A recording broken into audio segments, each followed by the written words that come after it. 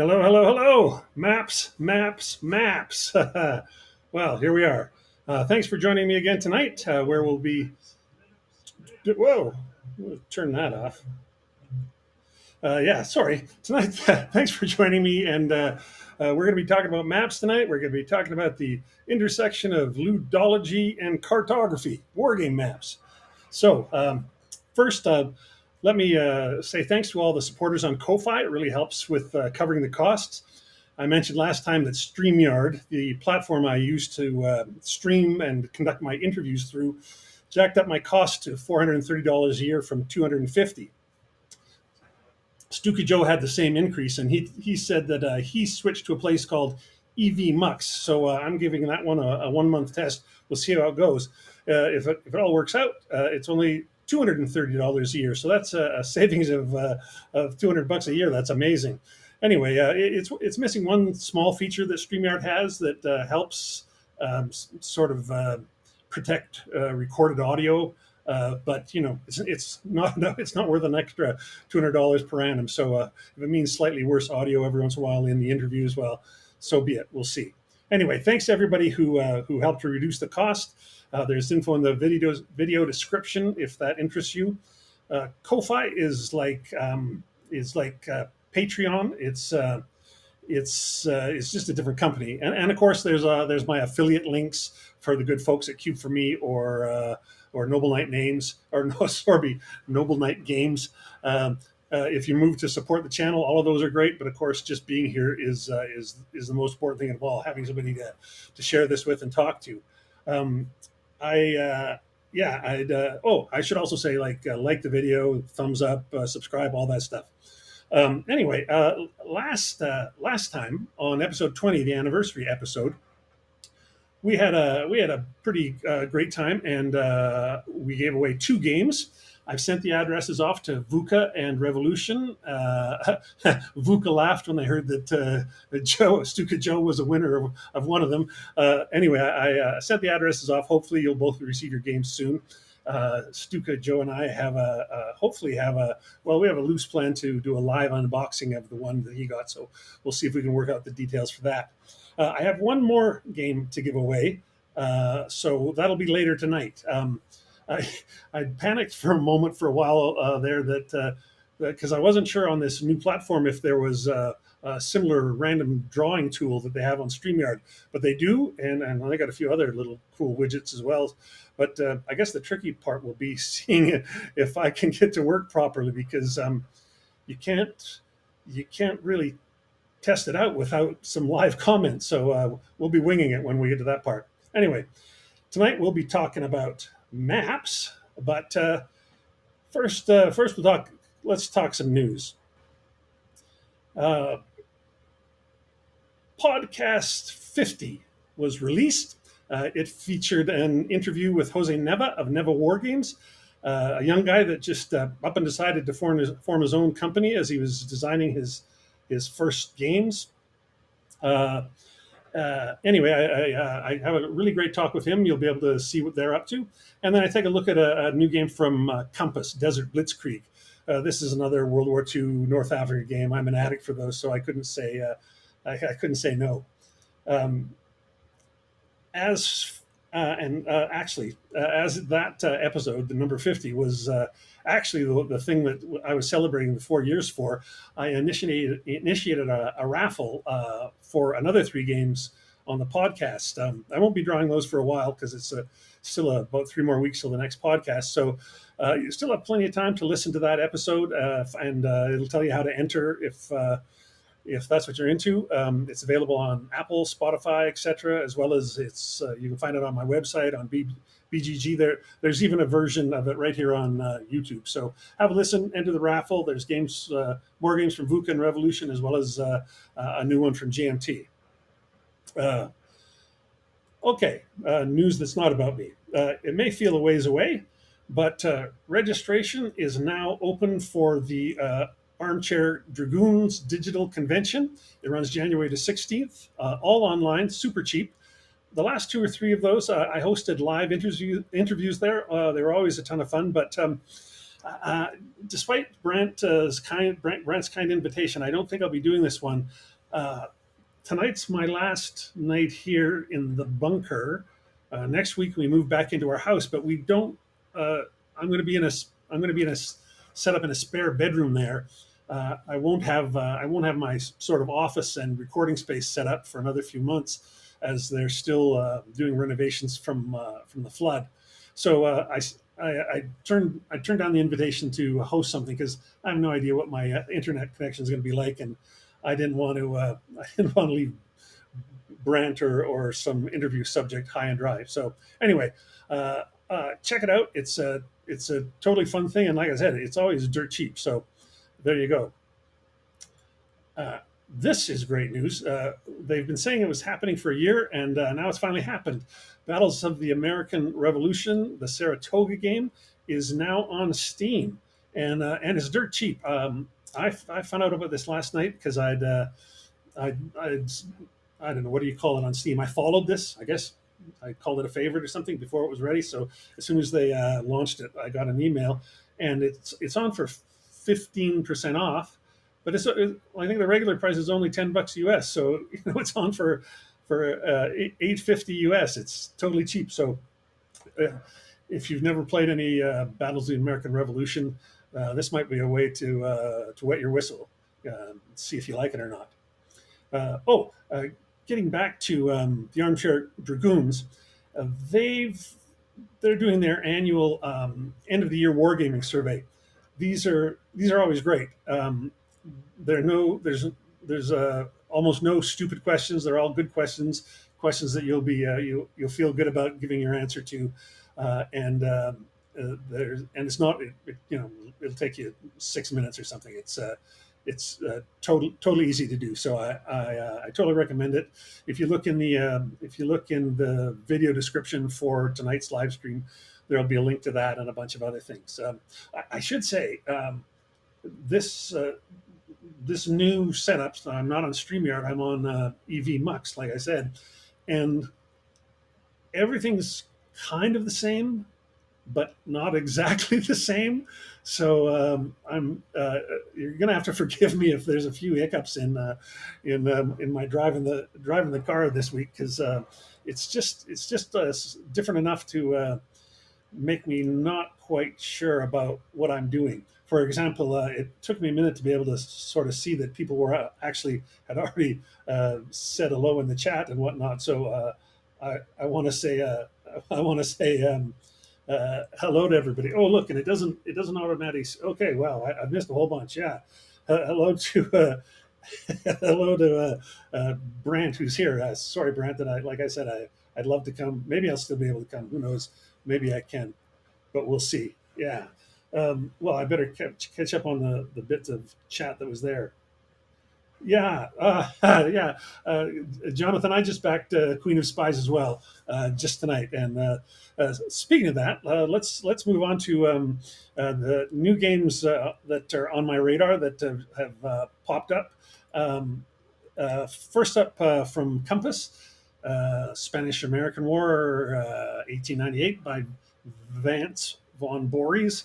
Um, I don't have any games on this topic. It's not a topic I'm hugely interested in, but Vance von Boris is an interesting designer, so I totally I totally put it on my radar just for that reason. Also from Compass, this game has been out for a while, but they've put together an upgrade kit for the counters. There's nothing wrong with the counters, but other than they're half inch, so I guess they're putting out a counter upgrade kit to make them 5/8 inches, I think. So uh, maybe they realized all us guys that were playing that game are old and need bigger counters. I don't know. Anyway, it's coming, and if you want bigger counters, there they are. A couple of Kickstarter or crowdfunding kind of things. This one, it feels like it's been in the works forever. This is Battle Hymn Volume 2 by Eric Lee Smith. A lot of people big fans of the original Battle Hymn. I've never played it, I can't say, but here comes Volume 2, Bentonville, Shiloh, and Gettysburg 62. So this isn't the big Gettysburg. This is Yeah, yeah, yeah, Thomas. Yeah, exactly. This one, I feel like people have been talking about this game for at least 5 years. So there you go. Um, yeah, it's coming. And then to get to uh, what's already been mentioned, yes, I back this today. This is Queen of Spies by our friend of the program, David Thompson, and Liz Davidson. This is, I think, this is their second collaboration. This is it's on. This one's on GameFound. Don't look for this on Kickstarter. This is GameFound. This is a solo game about female spies in World War One. I don't know much of the mechanics. I think I've heard that it's like not a deck builder, but a bag builder, and that there's lots of little pieces that go into the bag that you have to draw out. I'm not sure about that. I'm just taking a guess. David might chime in and give us more details, or maybe we'll just wait. Anyway, I'm totally interested. Yeah, that's right. Um, Bill says second collaboration, which is Night Witches was the first one, of course, but this is the first crowdfunder. So, yeah, absolutely. In terms of myself, new games since the last time I talked to you, not too many. The latest issue of Evictus came in. The game is Bohemia 1866.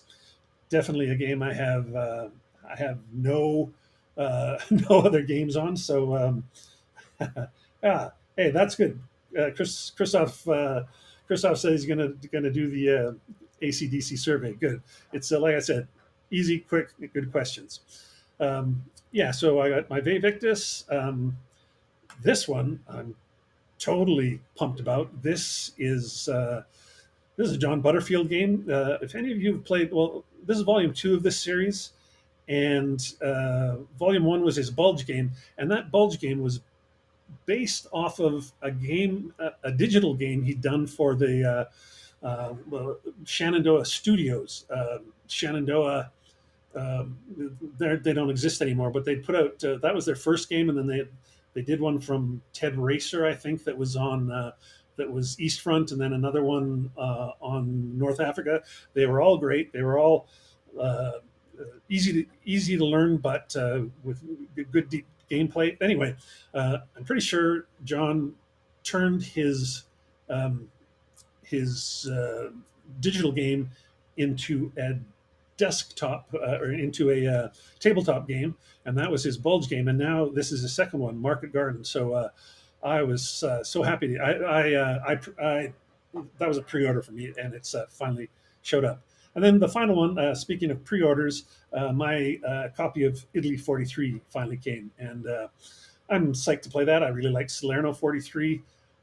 The only drag for me is somebody said that they're not going to be doing. Simonich has no plans to do like all this stuff is over on the west side of Italy. On the other side, the east side, the Adriatic coast, that's where the Canadians and the British went up, and the Canadians had their Ortona is on the east side. So I was really hoping that there was going to be like this Italy 43 and then another Italy 43 for coming up the other big push. But somebody told me online that wasn't going to happen. I didn't get it from the horse's mouth or anything. So hope springs eternal. But man, I'd love to see uh, the Adriatic coast for sure.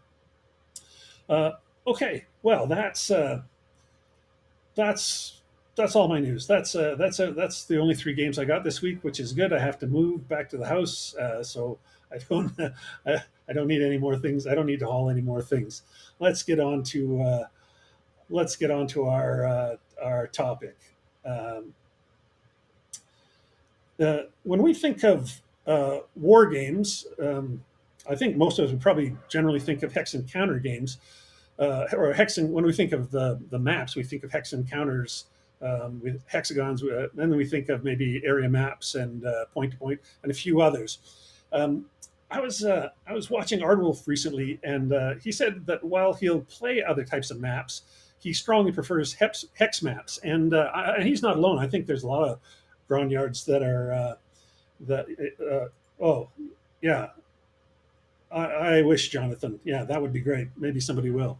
Anyway, I think Ardwolf is not alone.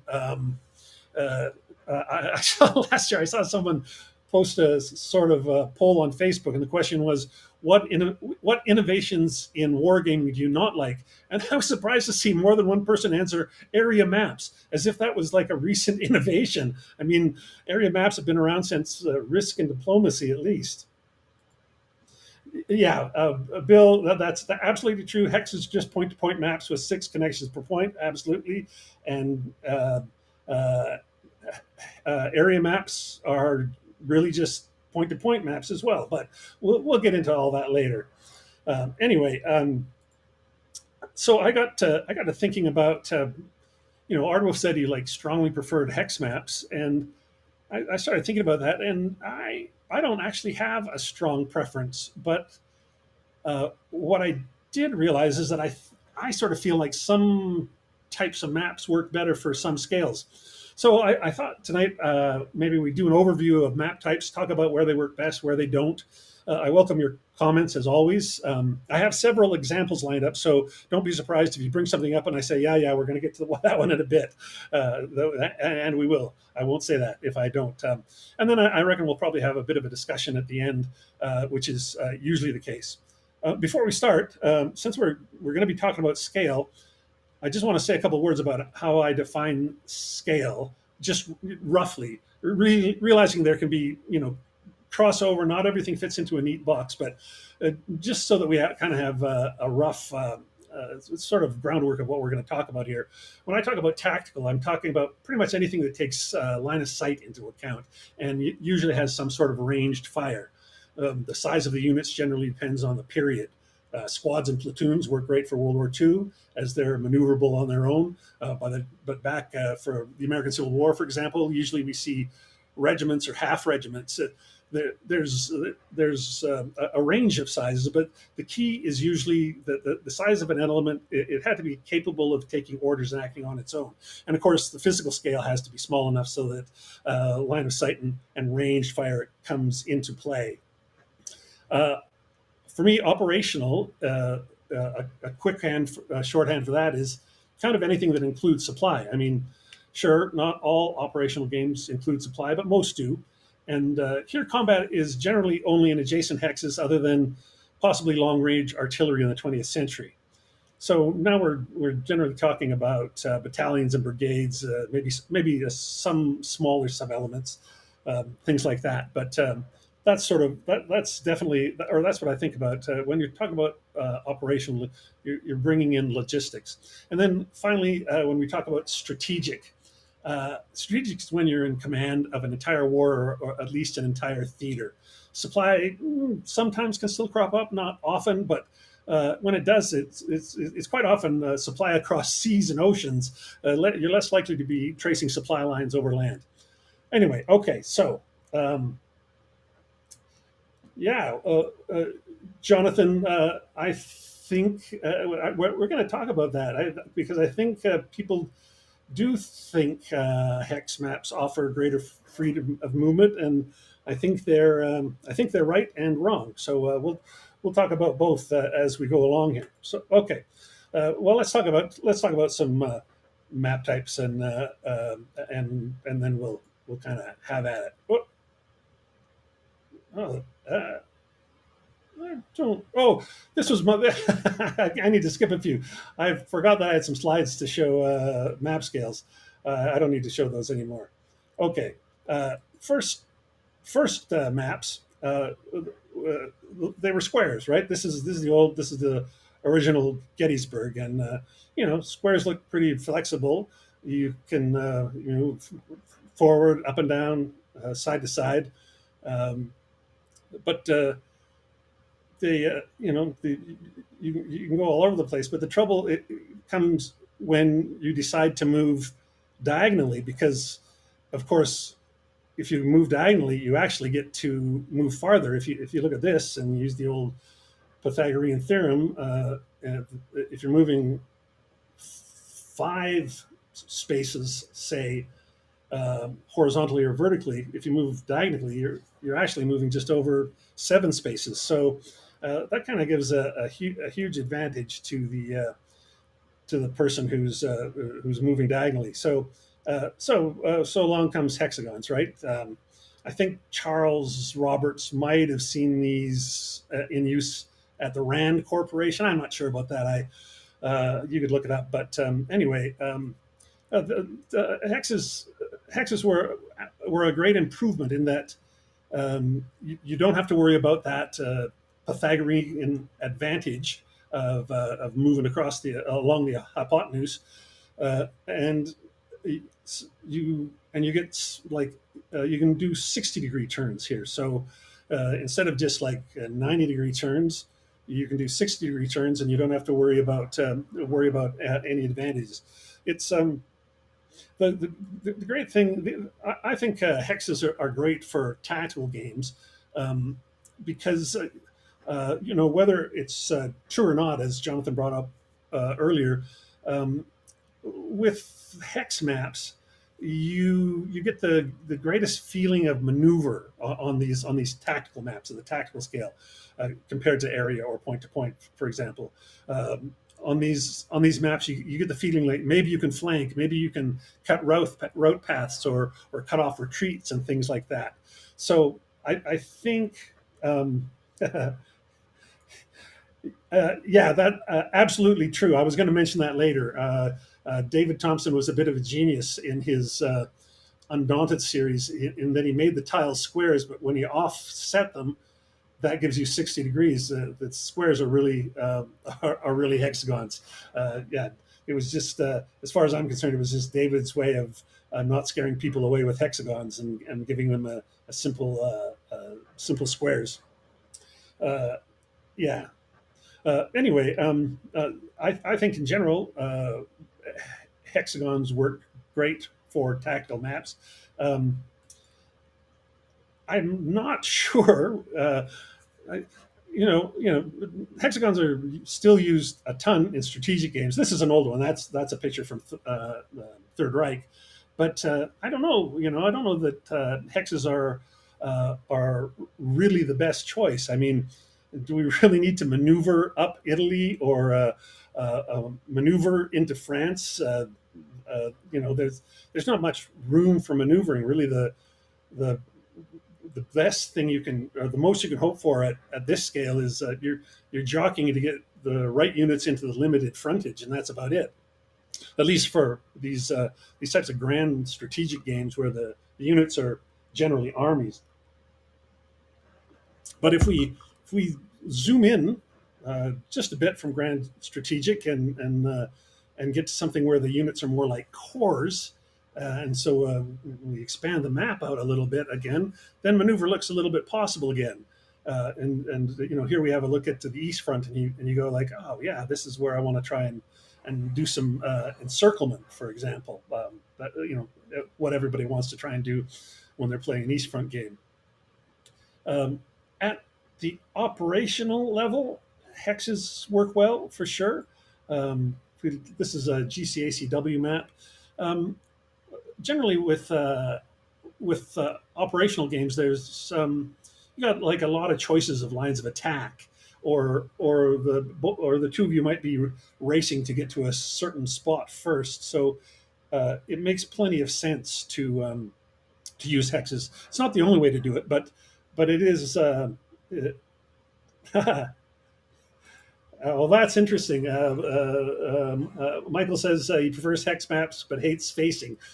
Facing is pretty important in some tactical games, no doubt about that. But I understand if I understand you're not the only person who hates facing. I've got another buddy who completely hates it as well. In terms of operational games, another one that just jumped to mind about why hexes were great is Frank. Oh, his name's got it. Frank Davis's Frederick the Great. This game was totally famous for the point of the game is cutting off supply lines and cutting your opponent off from their supply or from their supply depots. So yeah, uh, this game wouldn't be the same game without hexes. Um, but there's a bit of a weirdness. So if we go back to strategic, here's this is a Totaler Krieg, right? And the thing about grand strategic games like Totaler Krieg, with its hex map, and there's a little bit of room for maneuver, sort of. The thing is, it sort of forces you to wear two hats, right? That's sort of that's the thing Mark Herman talks about sometimes about when you're playing a game, what hat are you wearing?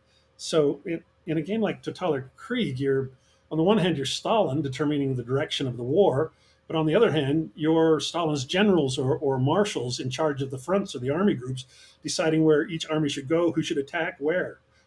So it's more of a double hat thing, I think, which is fine, totally a ton of fun, no uh, no question about that. I like it, but it you're not doing that single hat thing that some designers strive for.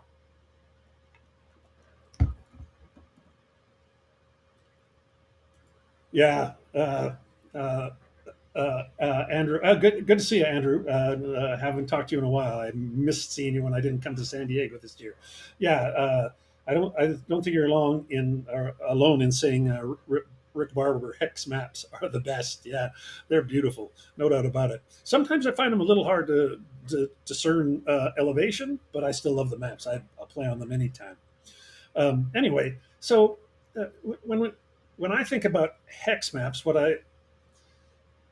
I think that they encourage maneuver. I'm not. I wouldn't go so far as to say that they are better at it than other types of maps, but but they are good at it. They are, especially when you're at the tactical level. Um, they're also good, combined with stacking limits at limiting the number of units you can have on a front line. Um, and so they sort of give you the feeling of control over what goes where. I think that's the reason so many people love hex maps and sometimes are less keen on area maps or point to point maps, is because they feel that hex maps give you the most control. Um, yeah, Brant, not everybody find them easy to play on. That's for sure, because Rick Barber maps are very busy, not not an uncommon feeling.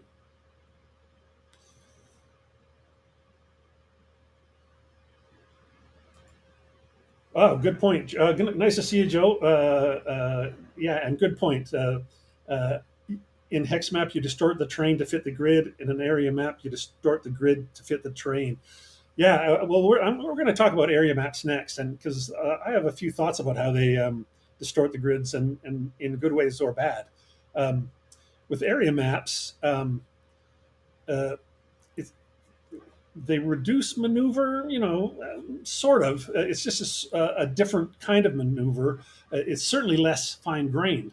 But on the other hand, without all that maneuvering of every individual little unit counting out its 8 moves or whatever, area maps can really speed up play. You can it's simply moving a group of units from one area to an adjacent area is much quicker than all that piddling around, trying to min max here to get a 3-to-1, or trying to see if you can't get around a flank or whatever.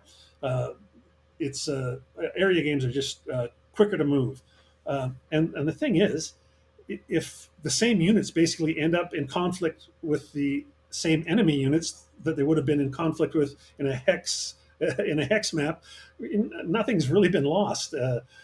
Sometimes I think in an area map, we we're just we're making the same kind of move, but we're just abstracting it a bit. But we end up in the same place with the same basic units attacking the same other basic movements.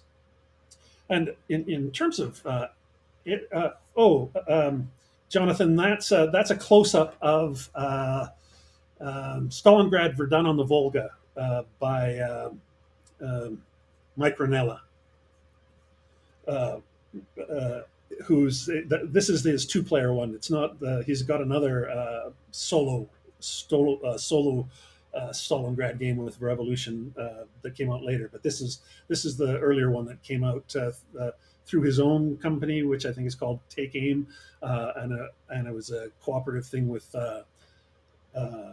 Against the Odds magazine. If you want to make movement even simpler on an area map, um, you can do it by making uh, each area a single movement point to enter. And then if you have, say, mountains or rough that should take more movement points, you simply divide those areas, those regions into smaller areas so that you have to travel through more of them to get the same distance as open areas. So you can really simplify movement by adjusting the size of the areas. I think it's, yeah, I think there's a lot of options of ways you can fine tune um, um, area maps. Uh, yeah, and so this is an area map. I don't there's no LOS or ranged fire here, but it's pretty much a tactical game on an area map, which is which is totally possible. In fact, the first area impulse game, not area map, but area impulse, Storm over Arnhem, is definitely a tactical game. I think the units are platoons or companies or something. Uh, um, it's Yeah, it is definitely a tactical game on an area map. I think to reiterate, I think yeah, no problem, no problem, Brent. We'll talk to you down the line. Uh, and Christoph, I'm not ignoring your guys' discussion on facing, but I'll just I'll just let you go at it. Anyway, to sort of to reiterate, I think what area maps like these two that we just looked at are saying, they're going like, look, these units are going to end up fighting in any case, so let's not dick around with all the little moves to get there. Let's just get to it. That I know that sounds a bit broad. Area maps can give you uh, some other nuanced possibilities. For example, in both the games I just this is a the whole map of Storm over Arnhem, and if we looked at the whole map of the Stalingrad game that I showed earlier, it has a similar thing around the outside edge. Both of these games, they have a series of, like, all the areas are in the center, but then they have a series of outside areas along the outside where you can kind of move quickly around the edge, and you can get to the other side of the battle fairly quickly, which is a kind of a maneuver in its own. And then the other thing, in these area games, often leaving a single unit in an area can really slow down your opponent's advance. The unit's going to get sacrificed, but it's similar to what you might do on a hex map, where you have single units every few hexes with relying on their zones of control to slow down an enemy advance. It's just a different way of doing the same thing.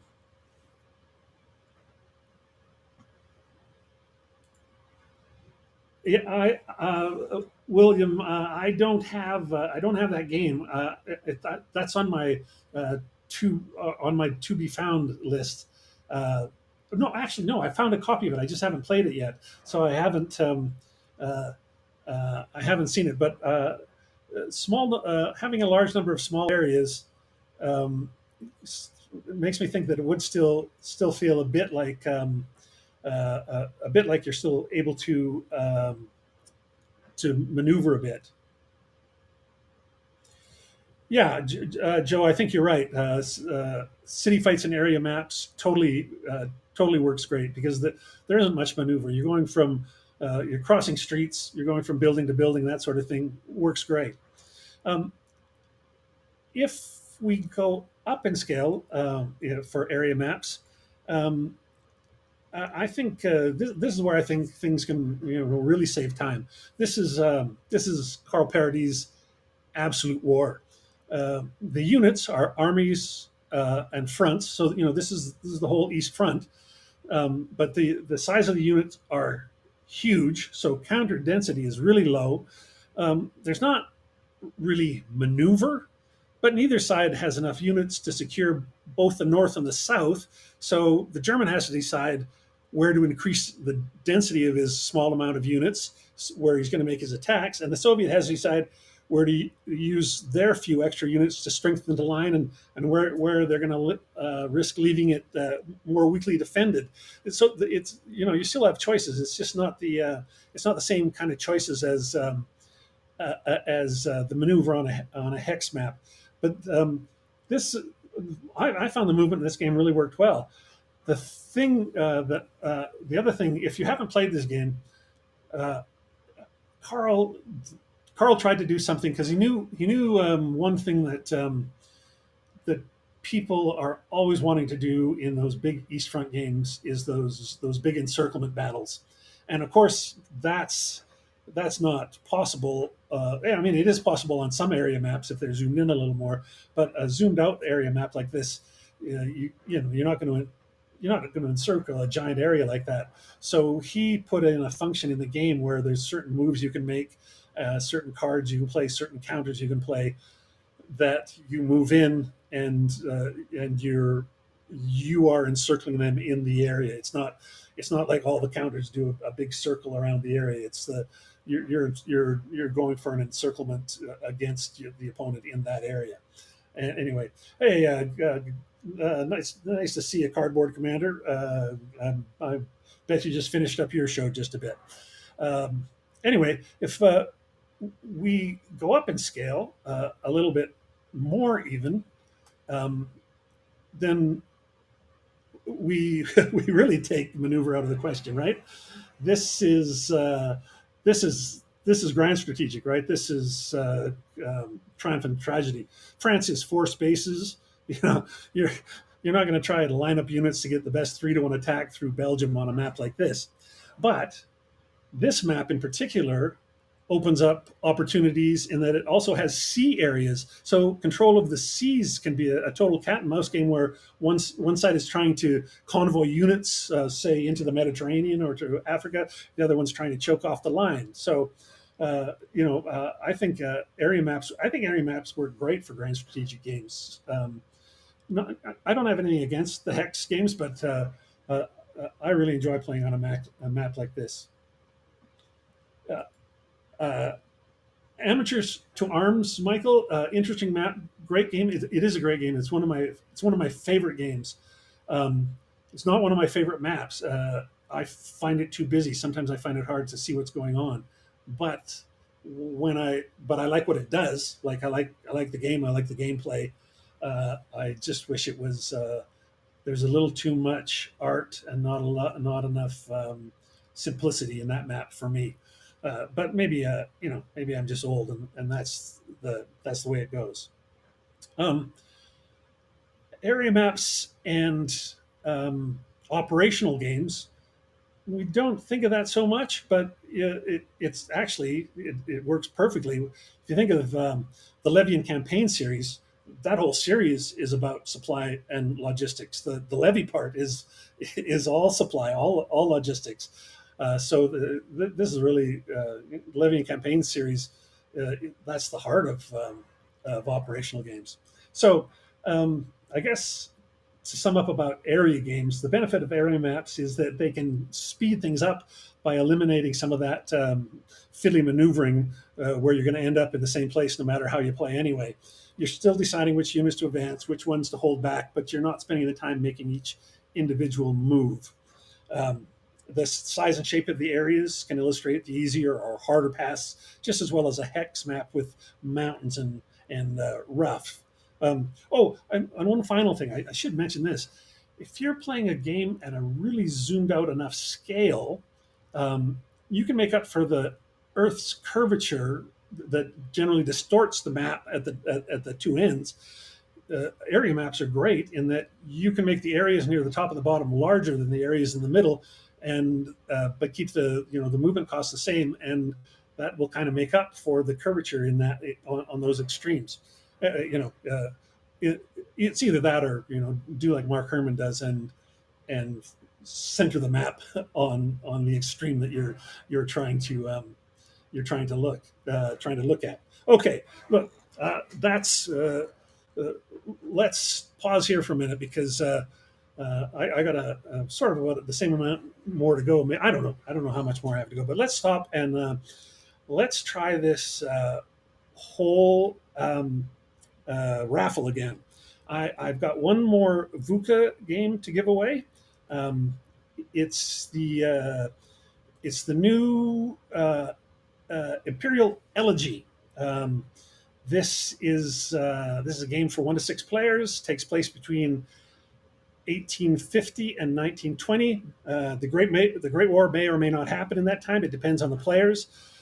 So anyway, looks going to be a cool new game. So let me see if I can get this thing working.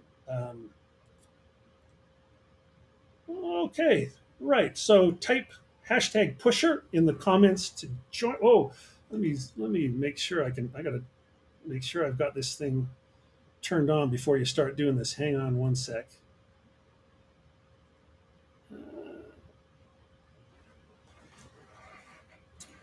Sorry, folks. This isn't exactly the same as the other ones.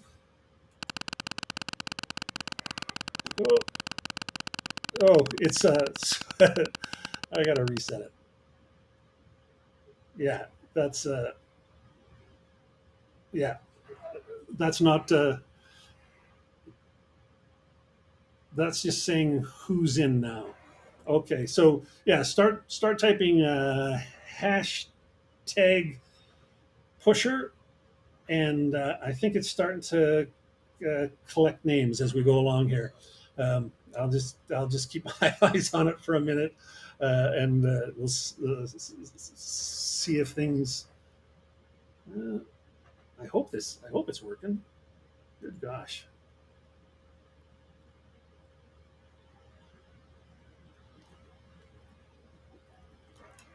If it doesn't, we'll try it again. We won't. We won't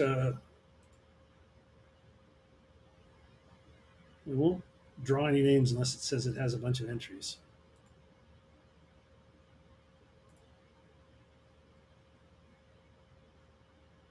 Oh yeah, it seems like it's collecting you. Okay, that's good.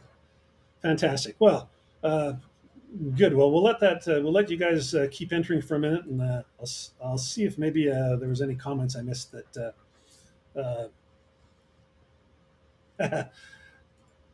Yeah, Christoph, Vuka is something else. Their art is beautiful. Their components are beautiful. It's completely fantastic. Yeah, yeah. You're not the only one. Uh, people people do love that. Yeah, yeah. And going back, I'm going backwards here, but yes, that's exactly Mercator projection area movement. That's kind of what I was sort of trying to sort out there. I'm no cartographer, but it seems to me that's the way to fix things up at the bottom end of the scale there.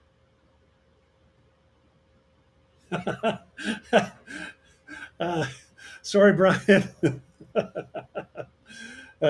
Yeah, it's unlike the other one. This one seems to be like showing everybody's name as it goes. Oh, this is interesting. I should look this up. This is uh, John Wolfdog says Dana Lombardi's NORAD 3 is a great polar projection map. Right, that's the North Pole, right? Because we're talking about ICBMs flying over the polar ice cap, North America to Russia, right? Yeah, I should check that out. That's just there's just a new release of that game again. So that's kind of cool. Yeah, failure to route exactly. The definitely Mark really takes that area projection into account when he does his Pacific games. He makes sure that he tries to get rid of as much distortion as he can. No doubt about it. He gets a lot of complaints about that Pacific War map, but it makes total sense, right? It's like, of course. Okay, let's see where we are here.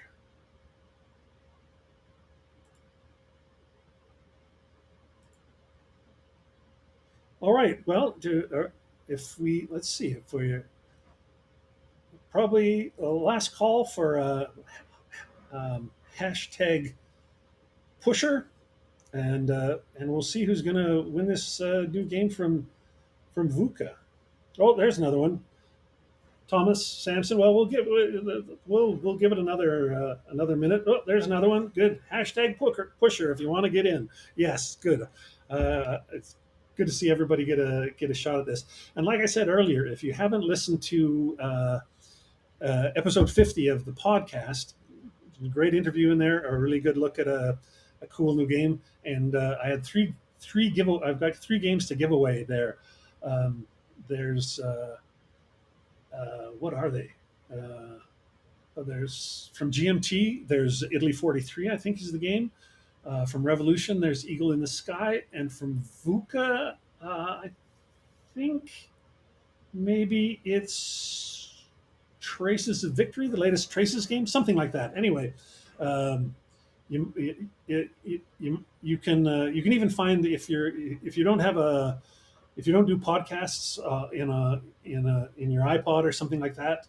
Um, Even my podcasts show up. They're kind of hidden away under the podcast tab, but they're on my YouTube channel, so you can find them there. Okay, I think we're probably giving it enough time now. Probably everybody's in. Let's see how many. Oh, great! Yeah, I think we're good. All right. Well, if everybody's ready, I'm gonna hit the button and let's see who's gonna win this. Here we go.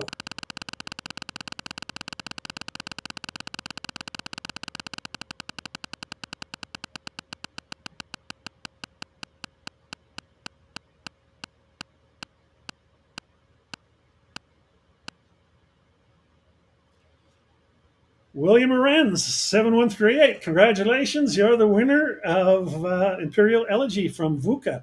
I'll need to send your details along to the good folks over at VUCA. So if you could email me at grant at pushingcardboard.com, send me your mailing address.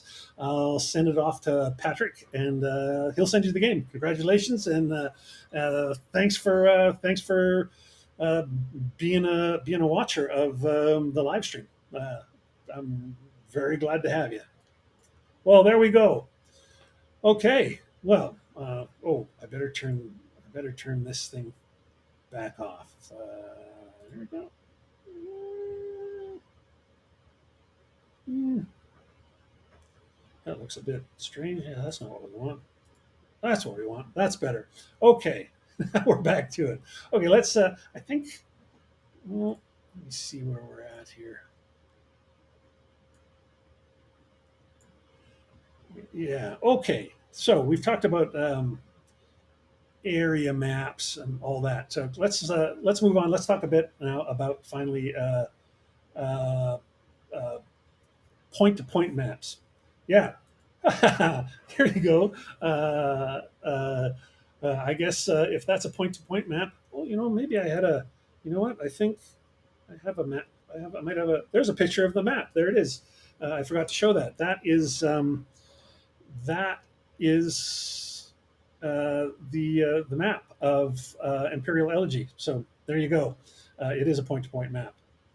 Okay, speaking of point-to-point maps, um, I think it's been pointed out, and maybe even earlier tonight, that any area map could just as easily be a point-to-point map, and that's absolutely true.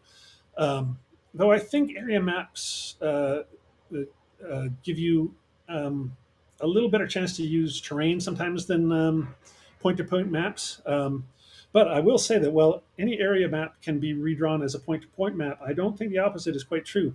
There's a way that point-to-point maps can get more connections than might be possible with an area map. Anyway, what I like about point-to-point maps, and we'll get to it as we go along here, but what I think is cool about them is they're really great at delineating where movement is possible and where it isn't.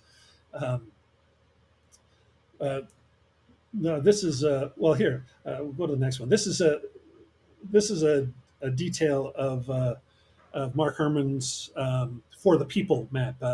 Yeah, it's great about forcing the action and keeping people on possible lines of advance. There's no point to point lines through the mountains in Virginia, other than that real crossing points like Cumberland Gap and things like that. Um, Michael, I'm glad to see another fan of 1812 games. I love 1812 games. Uh, there's that one and the War Along the Great Lakes Frontier. I'm not talking about that map tonight, but that's another one. Actually, that's a really cool map. I should have talked about it tonight because it's a map that's just the lakes and the hexes around the lakes and a few trails, and that's about it. Anyway, this map of Mark Herman's, it kind of forces you to. It doesn't take all your options away, but it forces you onto um, plausible and possible lines of advance. In a hex map, you can just kind of go wherever you want, which is not possible with point to point maps. They're trying to say like each point or each line is where the action or the importance is. And then they're also saying like these are the possible routes. If there's no line, it's not really possible. You see that even more forcefully in this is just a detail from Amabel Holland's Supply Lines of the American Revolution North. You can see coming down the center there, you see the British have chosen to come down this central route, but you can also see to the left there, there's another route, farther west, but there's no connection between the two other than at the top at the bottom.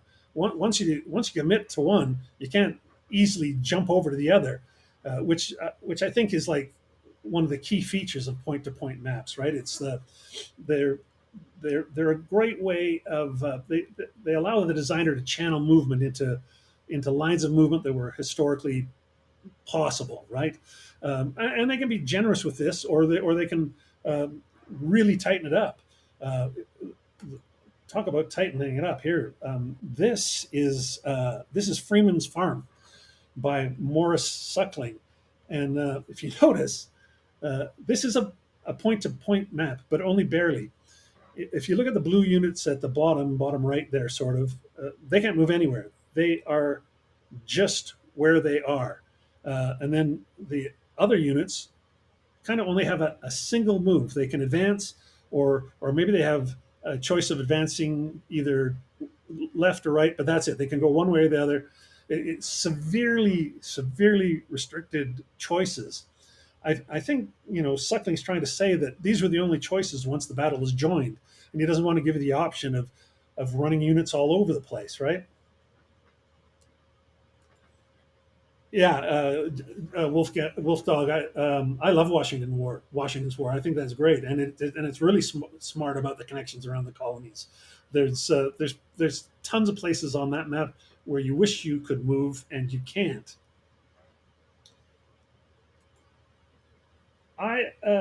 Jonathan, I haven't seen this game yet, so I'll have to look that one up. That's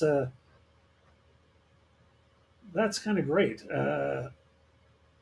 I and I don't have I've got very few First Nations games in my collection, so that would be great. Anyway, getting back to restricted movement, here's another one.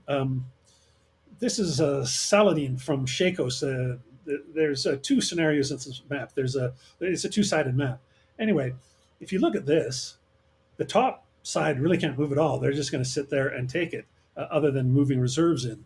And the units on the bottom side have just one move. They advance. So once again, the designer seems to be saying that once the battle lines are drawn, the only choice is when to attack at each point.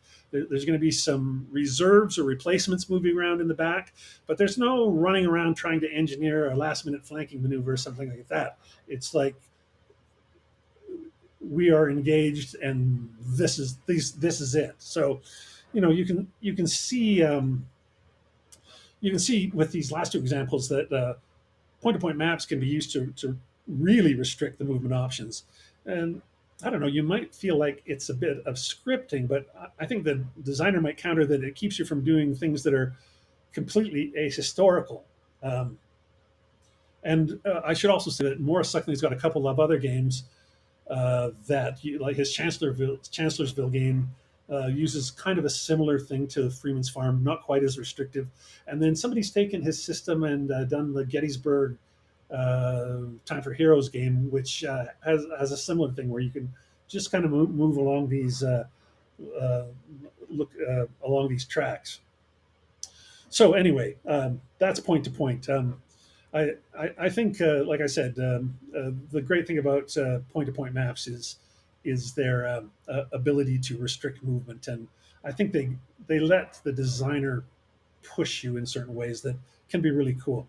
Okay, those are the big three. So uh, I just want to talk about a few more before we wrap up. A few other kind of lesser, well, not lesser, but just less used map types, such as card maps.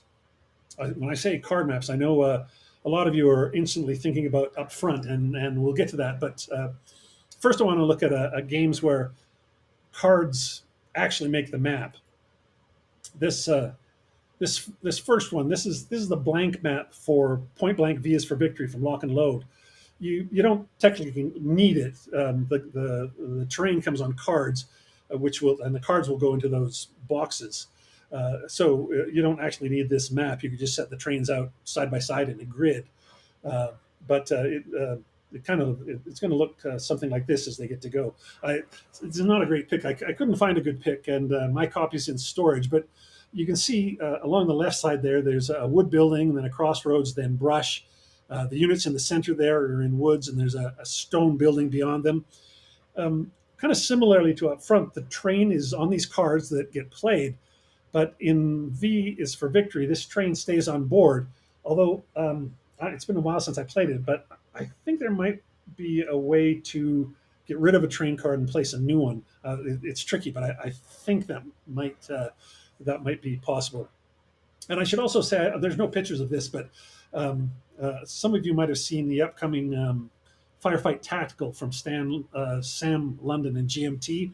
It's been demoed at a lot of conventions, and it has a similar feel. There's a defined grid of possible locations, and the train cards are placed in each card at the start of the game in that one, and then they're face down. You don't know what they are, so neither side knows what anything is there until someone reveals it. That should be sort of good. Oh, Andy Lokes and Eve Roy. And Jonathan says Eve Roy has a game using the same system coming out next year. That's great. I've only played Gettysburg and Time for Heroes once so far, but I loved it. I thought it was great. Yeah, I look forward to playing that again. I hope to rope somebody into playing it with me at a convention for sure. Um, another game with cards as the map. This is Blue and Gray. Uh, this is it's a fantastic game that's out of print, but you should try to track it down.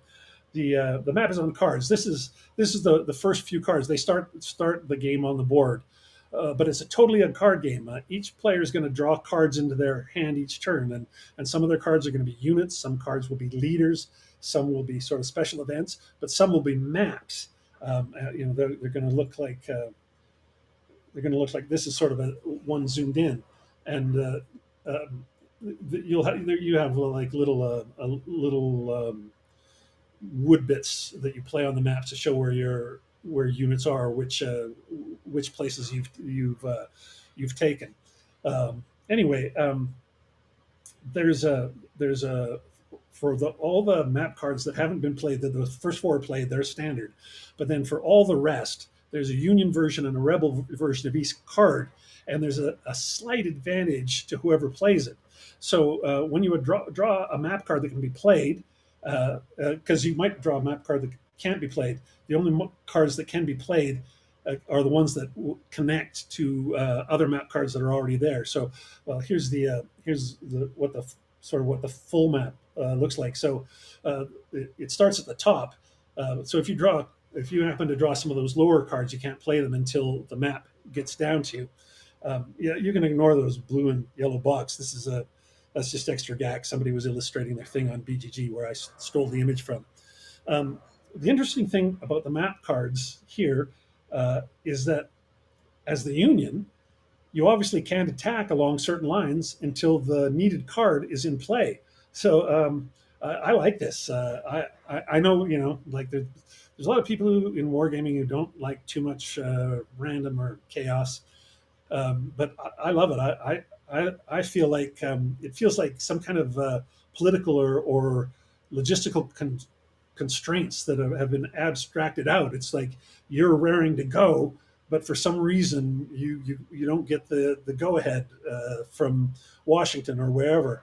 Um, I love this game, not just for the maps. This is a great game. Like I said, if you have a chance to find it, grab it. And then one other one that has this kind of map is Medieval by Richard Borg. This is like the first few cards, the first few map cards placed out. The map will be sort of created as the game goes along. Uh, but what's really interesting about this game, it's once the whole map is out and you get to the last third of the game. Um, well, this is here's the here's like there's the whole map. So the map gets built, and when you get to the last third of the game, the Mongols start arriving. And if you this isn't a great picture of it, but if you look over on the right, a bunch of those tiles have Mongol cards on them. Once the Mongols come onto a card, it's in some there's a couple of GMT published one version. There's other versions of this game. In some versions of the game, rather than placing those Mongol cards on the tile, you simply flip the tile over. Nobody gets any point for that tile anymore. Nobody can do anything with it. Nobody can move through it. It's I thought it was a kind of a one of those genius Berg moves of a sort of a this is a map that's sort of alive in a way. I think it's totally great.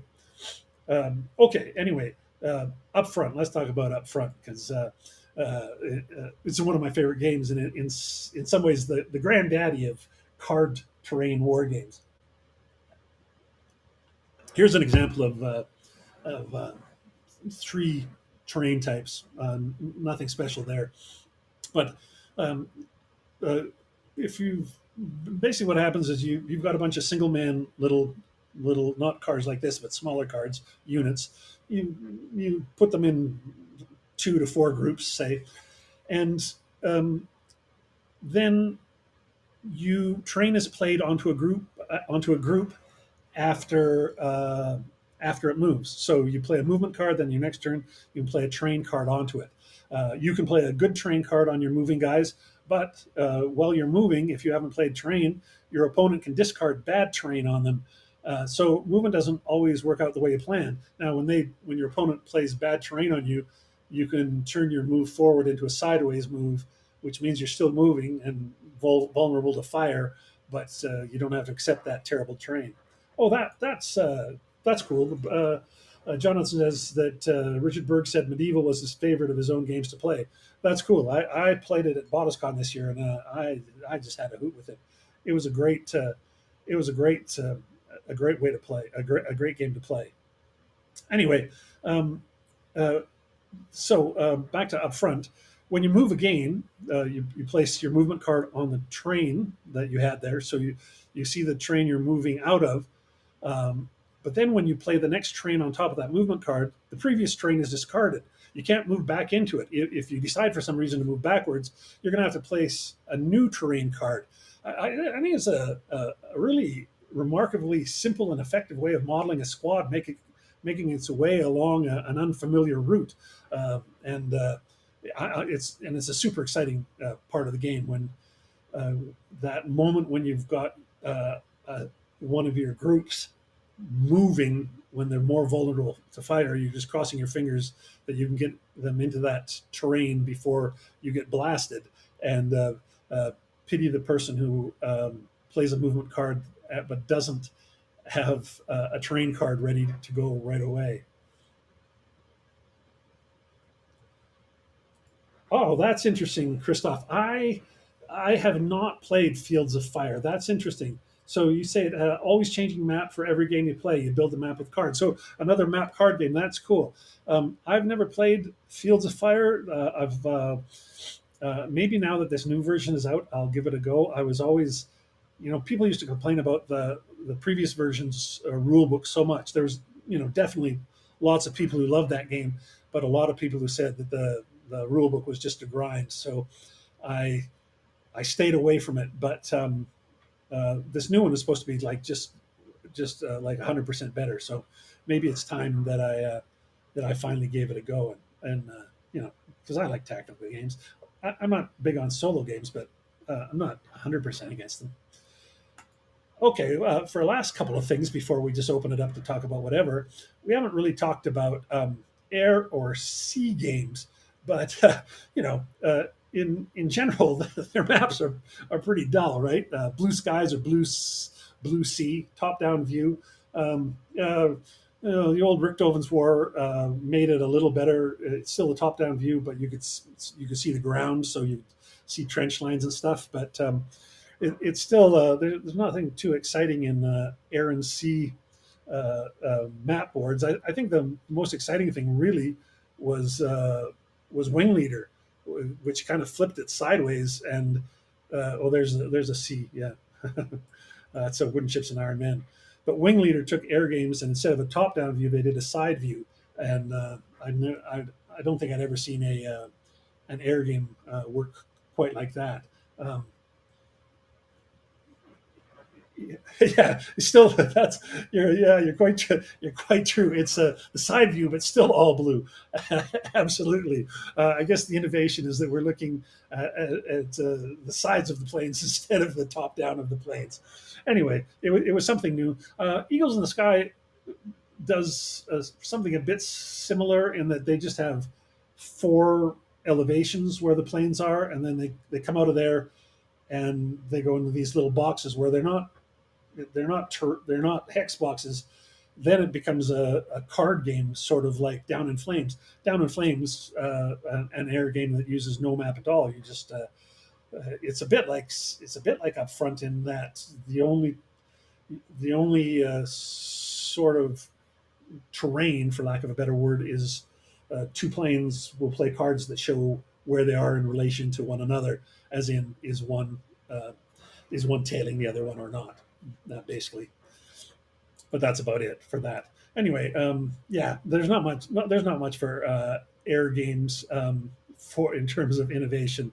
I think geo boards, going back to hex and counter games.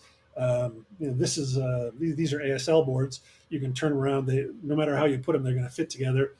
I think the first place that did that, I could be wrong, but I think Panzerblitz was the first. That was certainly the first game I ever knew of that had geo boards, and it's been copied by tons of tactical games, and it's a great idea.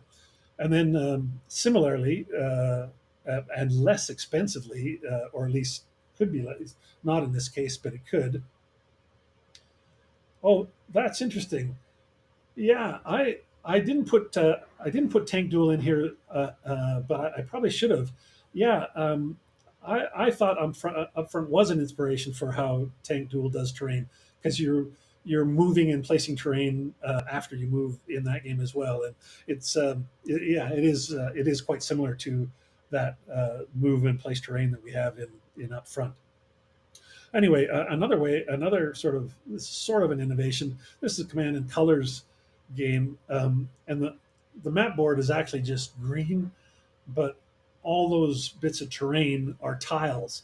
So you just have one map board, but for all the different scenarios, uh, you just have an illustration that shows you where to put out the little pieces of terrain. So if the box has 12 or 20 scenarios, you just have one map and a bunch of little terrain placements, and they don't have to print a bunch of a bunch of maps for every scenario, which is a killer idea. Personally, I wish they would have went with generic units for all the games that just and then just had red units and blue units of all the types for all the different expansions, and then we could have just bought more. We could have just bought scenarios uh, and we wouldn't have to buy new blocks every time. And I don't mind stickering blocks, but what I hate is storing all those blocks. I'm on the verge of getting rid of my complete Commands and Colors Ancients collection, just because it takes up so damn much space, and um, I'm I'm starting to hit the limit of my wife's tolerance for how much space I take up. Anyway, um, and then one last one that I wanted to point out. This is a Rachel Simmons game. This it's a bit hard to see. I should have blown it up more. This is Guns of Gettysburg area maps. The units, and it's similar in her Napoleon's Triumph game. The units are like those long sort of sticks, right? But the interesting thing in Guns of Gettysburg is the sticks go along the edges uh, of the areas, basically on the lines dividing uh, di- dividing the areas. So I think that's the first time I ever saw that.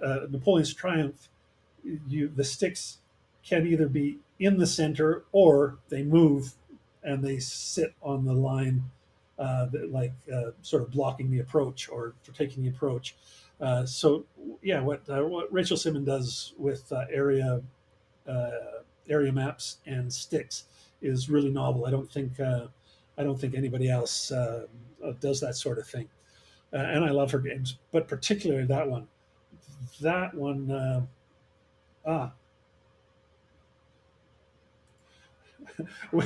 Thomas, yeah, which game were you referring to that you had forever and never read the rules? But they had you at the blocks. Um, I know some people have trouble with Rachel Simmons' rules. I really like her rules. What I have trouble with is the depth of strategy, particularly in Napoleon's Triumph. I Guns of Gettysburg. I'm really happy to play. I that one's it's deep, but it's straightforward. I think it all makes sense. If you haven't played it, what's really cool about that game? It's a Gettysburg game. Everybody, all the historical units that arrive on the first day arrive on the first day. All the ones that arrive on the second day arrive on the second day. But the cool thing is on each day so the one we're talking about, guns. Okay, thanks, Thomas. What you don't know is the order of arrival. The order of arrival is variable each game, so it's not going to be everybody's Gettysburg cup of tea, but it's great. And the other cool thing is the victory conditions are these. There's a little star in three or four different areas, and if the if it turns out in the random selection of which units come on, if the Confederates get a whole bunch of their units before the Union does, the Union is able to move those objective points a little bit farther back. So there's a bit of a trade-off, and it makes it so that you can't get totally screwed by the other guy getting their units on before you. Totally love that game. Thomas, I encourage you to take a shot at cracking those rules. Just put it. The thing to do, I always think, is like go to the open it up, dump it out, go to find the page where it says how to set it up, find the sequence of play, and just start bashing through it, and don't worry about any of the mistakes. Every turn you do, you'll make less and less mistakes, and that's pushing cardboard's foolproof plan for learning new games. Anyway, that's all the map boards I have. There's other games like U-boat where the boat is the map, but that's not really a map, and I shouldn't even mention that game. It sets so many people's hair on fire. But there was other games like there was one from Patton's Best. If anybody remembers Patton's Best, there was like you had sort of a little map on the side that showed where targets were coming in at your tank, and then on the other side you had a big blow up of your tank where you had markers to put where your how your crew was doing and stuff like that. Ah, I'm glad to hear it, Jonathan. It's worked for me for nigh on 40 years or more. Yeah, well, there's yeah. Well, you know what? If you're a professional when it comes to making mistakes, then you're learning quicker than the rest of us, really, because um, you learn way faster from your mistakes than when you do it right. Sometimes when you do it right, you don't actually notice that you've done it right. But man, when you when you mess up, you go, "Oh, that's what I did wrong." Oh, that's a good one. That's a great one. Postcard games. I didn't even mention those. Those are interesting. That's a totally set of maps on their own, really. Micro maps, really. I got a bunch of those from ATO, of course, but I never cut them out and play them. I kind of keep them and look at them. I'm deeply suspicious about whether those uh, make for much of a game. Although I will say, who was it? Somebody, maybe it was David Thompson and a certain graphic artist, designer, made a series of print and play, just 8 by 10 um, solo games. That all you needed was like a handful of dice, and you print out. You print out, and they were all point to point games. But that was like it was like $5. You bought it on you bought access to it for $5, and they released like 5 or 6 of them, and you got them all. That was a and oh, I wish I could remember who the artist was, because it's really they were strikingly beautiful. I'm not a huge solo player, as I say too often, but uh, those damn maps drew me in because the maps were so good looking. Which is, uh, uh, I think it was Michael was talking earlier about the amateurs to arms map, and while I find it not as functional as I wish, uh, it is great looking, and good looking maps can pull you in. Same thing with rubber maps. Some people find them hard to play on, like Brant, as he mentioned earlier.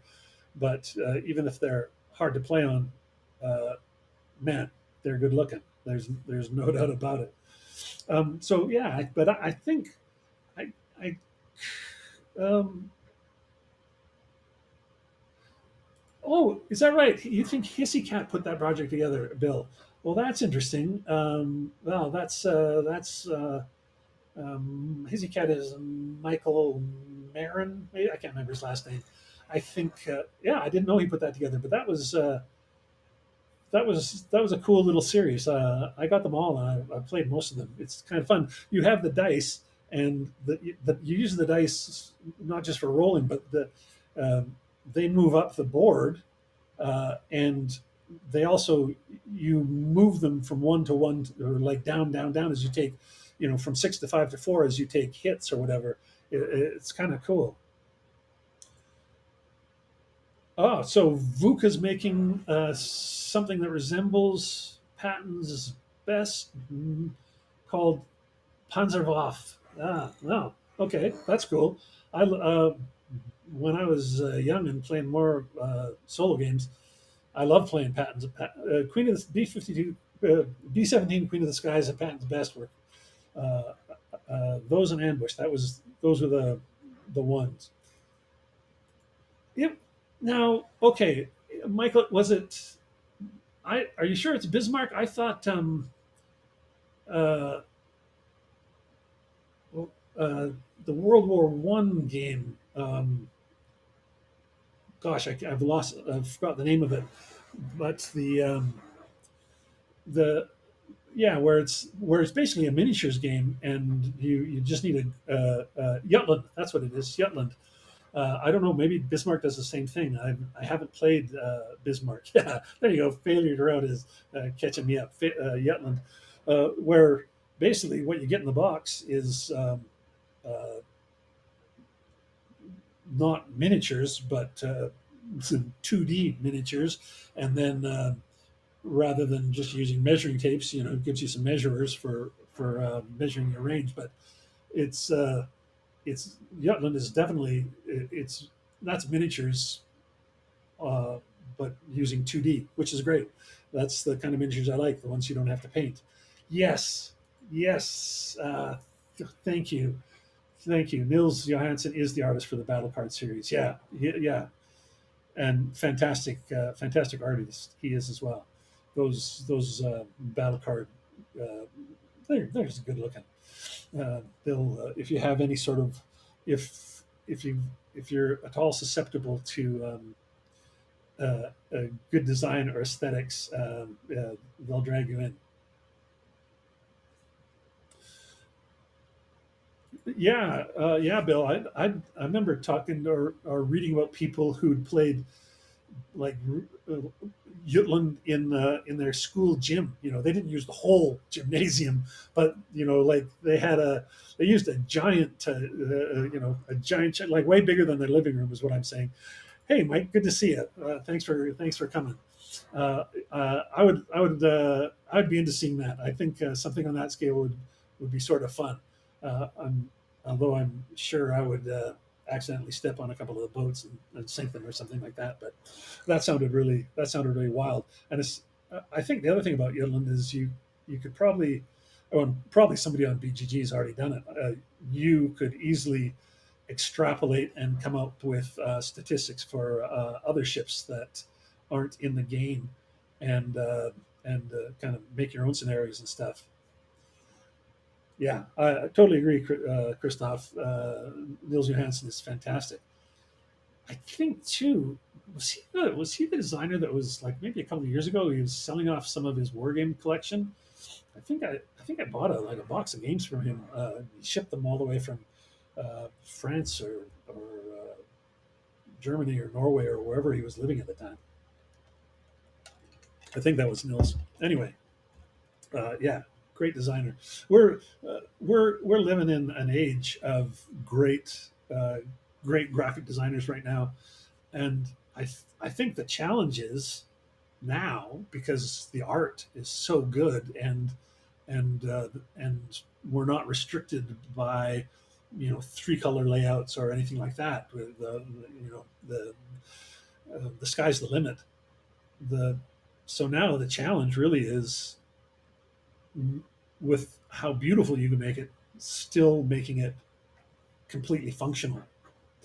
I think it'd be wild to see what somebody like Redmond Simonson would do with today's uh, desk, um, desktop designing tools, and because because the big thing about him that everybody talks about how clean his designs are and stuff, but the thing that was really revolutionary about him how was his user interface, his user experience.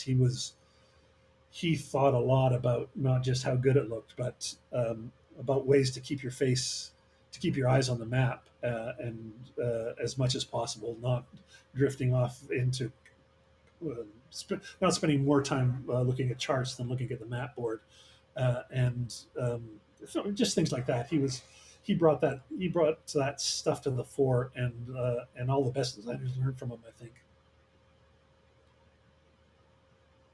Oh, that's hilarious. I'm sure failure. You're talking about, yeah, Jutland yet again. That's funny. Uh, that would be a perfect place. That'd be a perfect place to play Jutland. So big, but like I said, I think maybe you'd want even a few more ships to put out in such a large area. I don't know. 'Cause, we talked about a lot of different types of maps. Can anybody think of any that we've like sort of glossed over or missed? Um, I'm sure I'm missing a few. I'm, I'm sure if I looked through my entire if it wasn't packed up, if I looked through my shelves, I'd probably see one or two things and go, "Oh yeah, we should have talked about this."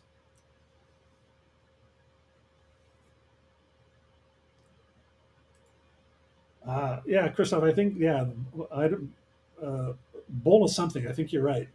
Yeah, I bowl of bank. Is it bowl of bank? I think that's it. Bowl of bank. Um, I think I don't have that game, but I think that's what it's called. Uh, yeah, we're seeing more and more of Nils Johansson, and I think that's just going to increase. Yeah. Well, anyway, that's I think that's all I have to say about the. No, we did not talk about the colors on SPI Sorcerer, nor did we talk about the colors on Tito, which is it was I think that's either an area map or a point-to-point map, but I think that game didn't get played as much as it should because people just hated the colors so much, right? That can happen. Hey, good to see you, Siskin. Better late than never. Nice to see you. Hi, David. Um, yeah, I have a copy of Tito. I haven't played it. I didn't have it back in the day. I found a copy for like $10 on eBay or something, and I got it, and I totally want to play it because I think this. I think I've read that there's a really good game underneath those bold, bright colors. Some people are really allergic to bright colors when it's not maps, but when you talk about those early games from the mid '60s, where it was one side had the bluish counters and the other side had the pinkish counters. Modern modern players can't believe that sort of thing. They're like, what the hell? What army was ever pink? I'll tell you, I'd rather have blue and pink counters than. There's some games that MMP puts out where it's like one side is cocky and the other side is olive drab, and I can't tell the difference between the two. So I'd take blue and pink over that anytime. Uh, I had Magic Realm. I never played it. I could never get anybody to play it. I wish that game still lives in a weird place. It's people are still playing it. I think. Yeah, that's okay. So Tito is an area game. Thanks, Mike. Yeah, I, I think of those big, colorful areas, but then polygons in each area. That sounds interesting. Now I'm interested. Oh, yeah. Well, so here I stand in Virgin Queen. Yeah, that's basically point to point map, right? Is that yeah? That's point to point, not area, but also has religious zones, as Andrew points out. There's more than one thing going on that map, or as Jonathan talks about the spreadsheet map for Prelude to Rebellion. Now, I can't remember if Prelude to Rebellion is point to point or area, but what he's talking about with calling it a spreadsheet map is basically in each of those areas or points, whichever it is, they're basically the same thing.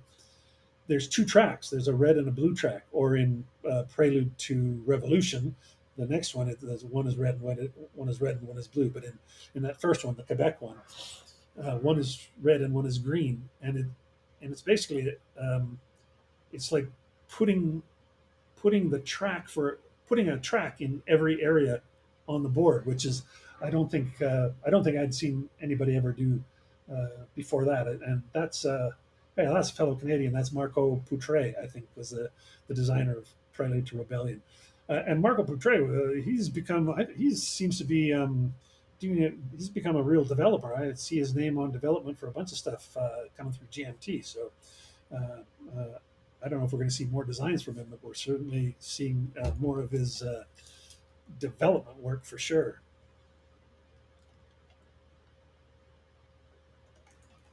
I guess I could have also mentioned, um, in terms of air games, um, the Ace of Aces, the booklets thing. Uh, that is that really is a hex map without the hex map. But if you chart what's going on in that book, if you chart it out, you can put it right onto a hex map. The turns are going to be 60 degrees or 120 degrees if it's like a wing over back, um, and they're going like one or two spaces forward and then 160 degrees over, or sort of like it is it's ingenious the way they managed to not use a hex map, but it's actually exactly hex moves. And that game is coming back. If that Kickstarter, I think I paid for that Kickstarter maybe going on 2 years ago now. I think it's close to coming. I certainly didn't need another version, but they're bigger books and it's supposed to be all color. We'll see. I'm pretty happy with the versions I already have, but I wanted to support the project because I'm a big fan. We played a lot of Ace of Aces when I was in when I was in college. Also, there was a similar. Did anybody ever play Bounty Hunter? That was like Ace of Aces, but it was like a lawman and a bad guy in an old west town. Which so you were moving through the town, and when you saw the other guy, you could try and shoot him. It was fantastic. Oh yeah, good night. Happy holidays as well. Good to see you, Andrew. I look forward to hooking up with you again sometime when sometime I'll get back down to California and get to play with you again. If anybody ever gets a chance to play a game hosted by Andrew, jump on it. He's the best game host at a convention I've ever had the pleasure of playing with, and I played a couple of games with him. It was a great time. Yeah, my Mike's. That's true. I think you can find the the power version and the rotary series. Uh, you can find those fairly easily. Although I don't know if the deluxe boxed version. I don't know if you can find those easily. And those that box version was kind of great because it gave there was a whole bunch of new rules in there that were really wonderful. They were great, but finding some of that other stuff, it was is really hard. The games that came out, those were Rotary and the Power were the first two that came out, and then I think Balloon Busting, and then a couple more came out. And anything after the Power series is really scarce.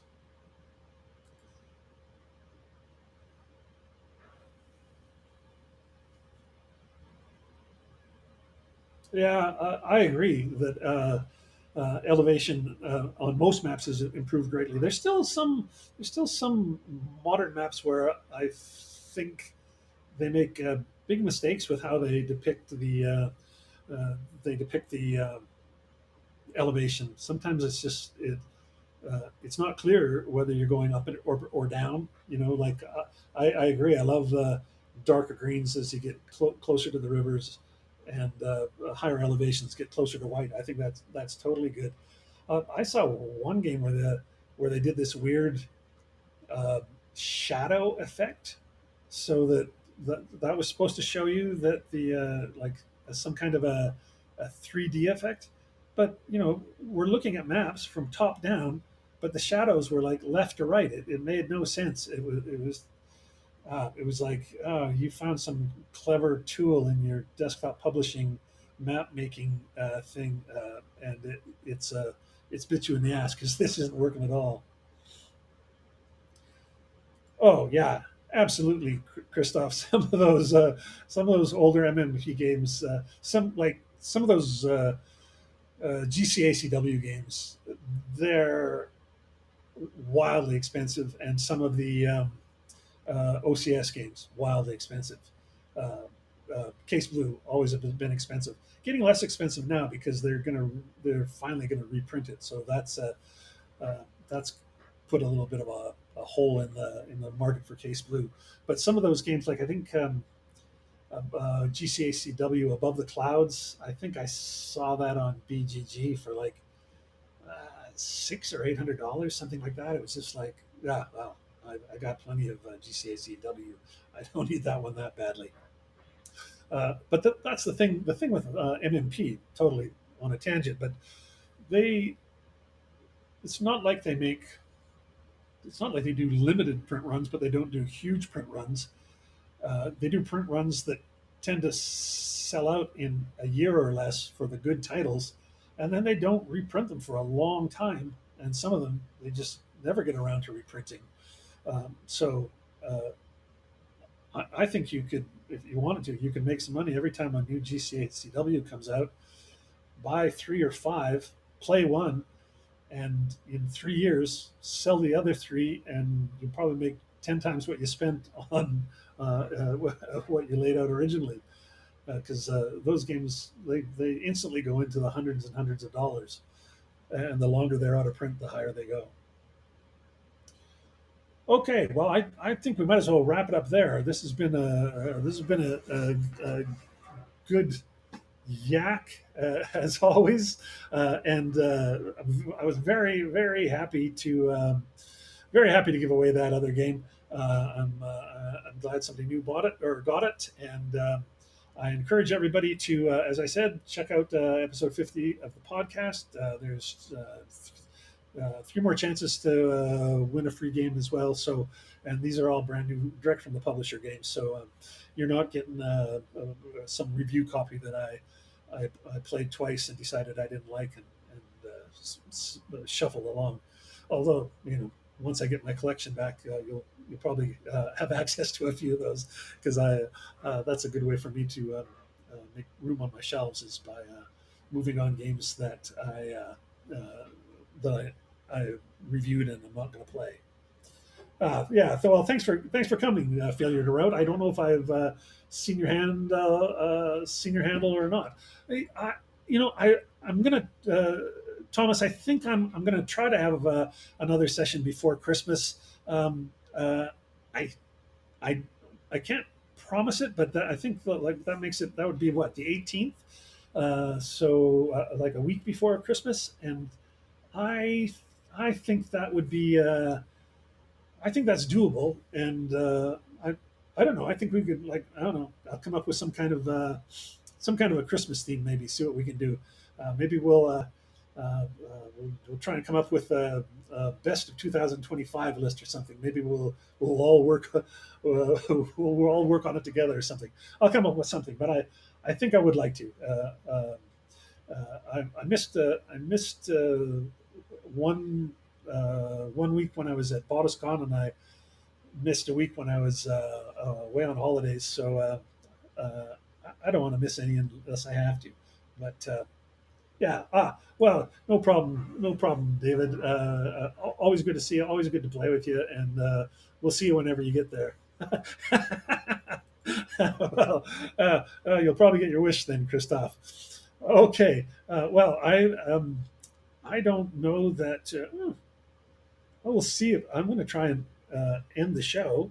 Uh, I don't know how to do that on this new place, so I'll give it a go. It might take me a second, but we'll see it. Um, yeah. Thanks, and we'll see you in a couple weeks, or in the on the Discord server, or drop by the website. Whatever. We'll